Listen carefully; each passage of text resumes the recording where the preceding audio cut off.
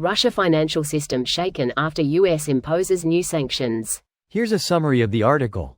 A tough new raft of US sanctions sent jitters rippling through the Russian financial system Thursday and forced Moscow's main financial trading platform to halt dollar and euro transactions, further raising the cost of President Vladimir Putin's war against Ukraine.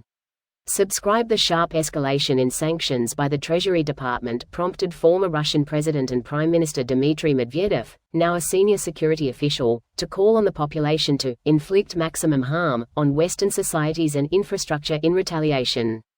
The sweeping new sanctions, announced by the Treasury Department on Wednesday, singled out the Moscow Exchange, Russia's main financial marketplace, for helping Russians profit from the Kremlin's war machine, and broadened the risk of secondary sanctions for any foreign financial institution doing business with Russia's war economy. Rather than buckle, Russia has turned to China and India and myriad murky intermediaries to sidestep the restrictions, with the West unable to wean itself fully from Russian commodities. In response to the new measures, Medvedev, who has become one of the most vociferous Russian officials in condemning the West, called on Russians to look for vulnerabilities in Western economies and to hit them in all areas. The new sanctions, Kluger said, will increase costs for importers and exporters, and add new layers of complexity to Russian business transactions. A former senior Russian financial official said that the Russian economy would not run out of dollars or euros, but that the new sanctions would clearly add to the rising costs of Putin's war for the economy. This post received a score of 3,700, with an upvote ratio of 97%. Here are the top comments in response to this article. They did state they wanted to return to pre-capitalist times. There they go. Russians yearn for the breadlines. Fuck, I would too if I couldn't feed my family on account of some narcissist's obsession with playing Risk with real people's lives. Sweet, I've got a big bin of Levi's jeans to sell at a premium. You laugh, but there were actually limits on the number of 501 jeans you could buy on US military bases in Europe in the 80s BC of this.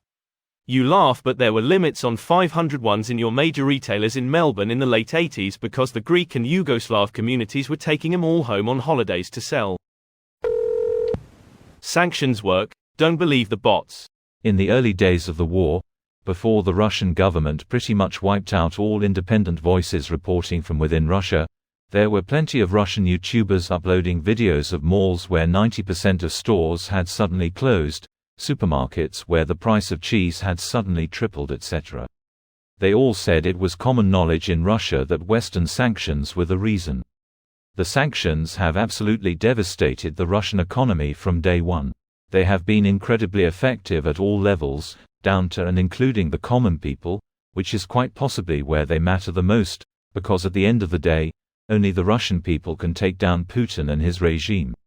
There have been more recent YouTubers giving a tour of what Russia's malls look like now, and it's honestly hilarious.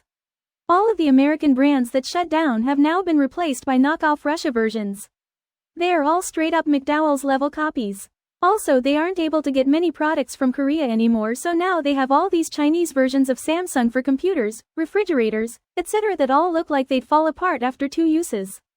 As regretful as it is, there's still loads of brands there that are claiming they aren't. They're just operating under franchise kind of systems. The names have been changed to protect the guilty, but it's the same stuff under the label. I don't know if it's changed now, but McDonald's didn't even bother changing the labels on the sauces. They just put a black marker over the brand and logo. The desolate malls only lasted a while before they could reroute stuff through other countries, then they opened back up. That's more of the business owners in Russia using what they have on hand to keep going more than it is McDonald's secretly operating a newly named operation.